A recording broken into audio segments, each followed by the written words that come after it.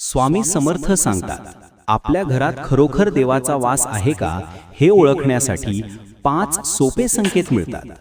एका भक्ताने स्वामी समर्थांना विचारलं, माझ्या घरात देवाचा वास आहे का? स्वामी महाराज शांतपणे हसले आणि म्हणाले, बाळा, देवाचा अंश घरात आहे की नाही हे या 5 गोष्टींनी कळतं. पहिला संकेत, सद्भावना आणि प्रेम. घरातील माणसांमध्ये जर नेहमी प्रेम, आपुलकी, आदर आणि शांतता असेल तर देवाचा वास नक्कीच तिथे असतो. दुसरा संकेत, सतत नामस्मरण. ज्या घरात रामनाम किंवा दत्त दत्त असा नामगजर होत असतो त्या घरात देव स्वतः वावरतो. तिसरा संकेत, अन्नात समाधान.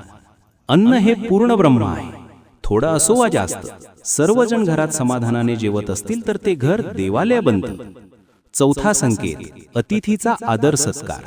ज्या घरात आलेल्या पाहुण्याला अतिथी देव मानून